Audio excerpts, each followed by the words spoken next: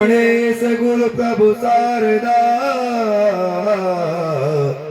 बंदो बारंबार एक ब्रह्म के रूप सभी और भिन्न भिन्न आकार। बस गले महाराज की नौभणी नागणी प्रजा दया भूमि भूम्या देवता लाटू रमानी एवं समस्त ग्राम के जितने भी देवी देवता हूँ सबका मैं आह्वान करता हूँ, उनको नमन करता हूँ।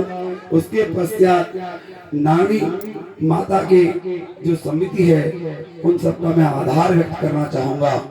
और इस नैनी देवी समिति के जो चारों गांव हैं कोट, पटियाला, कुलकर्णी और ग्वाड़, इसके अलावा जो भी अगर और गांव हैं उनको भी अपना नमन और आशीर्वाद प्रदान करना चाहता हूं।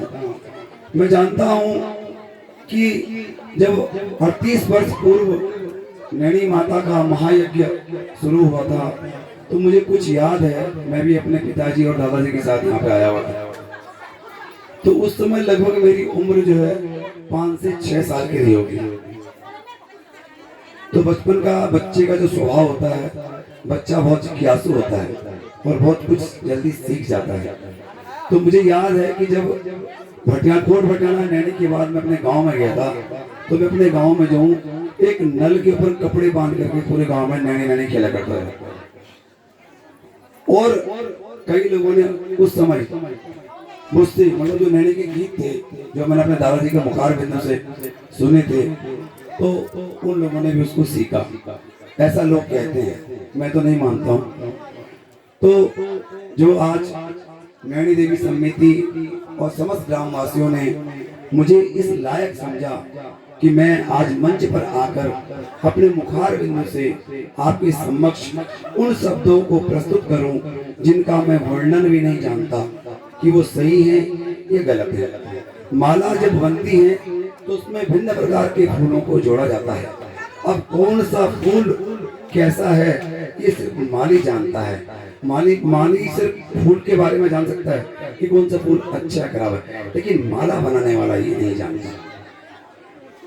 तो मैं ये कहूँगा कि ज्यादा समय तो मैं माँ भगवती के चरणों में अपना अर्पित नहीं कर पाया, लेकिन जो भी समय मुझे माँ के द्वारा दिया गया मैंने भी निस्वार्थ भाव से बिना किसी चाह के कोशिश की कि अपना जो है तन मन उसमें समर्पित करूं। और उसमें अगर किसी प्रकार की कोई त्रुटि रह गई होगी तो वो माँ भगवती जानती है या मैं जानता हूँ, इसके अलावा तीसरा कोई भी नहीं जानता है। आज यहाँ पर जो परमानंद गुरु जी ने मुझे आपके सम्मुख 2 शब्द कहने के लिए आमंत्रित किया है, लेकिन मैंने आपको कहना चाहूंगा कि मेरे पास शब्द इतने हैं कि सुबह से शाम हो जाएगी लेकिन शब्द खत्म नहीं होंगे। दूसरा, मेरा स्वभाव बहुत ही सहनशील टाइप का और बहुत ही कहते हैं ना छुई मुई टाइप का है। मैं बहुत जल्दी भावुक हो जाता हूँ।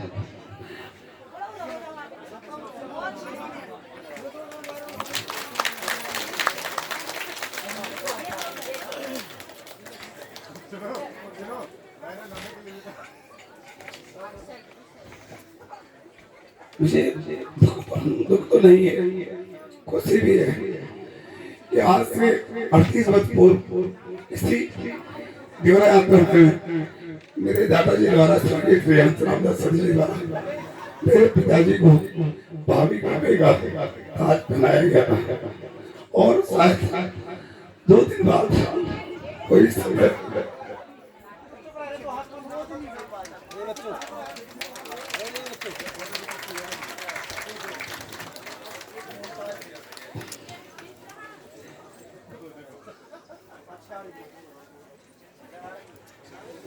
पुनः दोहराया जाएगा। आज मुझे अपने दादाजी बहुत याद आते हैं, लेकिन जब वो हमारे साथ थे उस समय मैं इतना छोटा था, समझता नहीं था कि व्यक्ति के जाने के बाद उसकी कमी का एहसास होता है, क्योंकि जब तक कोई भी चीज हमारे पास होती है हम उसकी जो है कीमत नहीं समझते हैं और जाने के बाद उसकी कीमत का पता चलता है। तो ज्यादा समय मैं आप लोगों का नहीं लूंगा। और अपनी भावनाओं को काबू करते हुए माँ भगवती, नैनी देवी, लाडू देवता, गोरजा भवानी, नारायण भगवान से प्रार्थना करता हूँ कि हमारे देवरा के समस्त यात्री एरावा, चिनौरा, नैनी देवी समिति चारों गांवों के समस्त लोग हमारी ध्यानियाँ जहाँ भी रहें, सुखी रहें, सदा प्रसन्न रहें। उनके परिवार में किसी प्रकार की कोई व्यथा, किसी प्रकार की कोई जो है ऐसी घटना न घटे जिसके कारण हमें पुनः जो है अपने आप में आत्ममंथन करना पड़े। और आप सभी लोगों से भी मैं प्रार्थना करता हूँ कि आप इस देवरा यात्रा को आपने जितने धूमधाम के साथ अब अपने समापन की ओर अग्रसर है, इसको आप बार बार याद करके जो है भावुक न बने। और इसके बाद जैसी हमारी दिनचर्या है, जैसा हमारा जीवन चल रहा था, पुनः उस पटरी पर लौट जाएं, पुनः अपनी वाणी को विश्राम देते हुए आप सभी को सहृदय आशीर्वाद देना चाहता हूँ। बहुत बहुत धन्यवाद। कहते हैं जब पेड़ से पत्ता टूटता है तो उतना ही दुख पत्ते को भी होता है और उतना ही दुख पेड़ को भी होता है।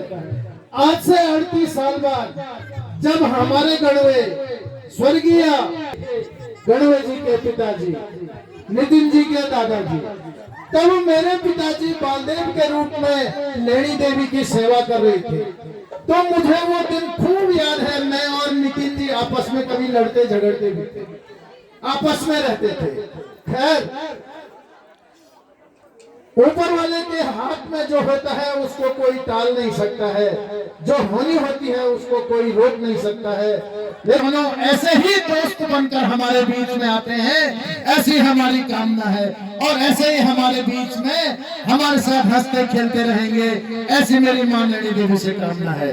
समय को ज्यादा न लेते हुए मैं तुरंत आमंत्रित करता हूँ अपनी सांस्कृतिक समिति के सम्मानित अध्यक्ष भाई भूपेंद्र सिंह नेगी जी को।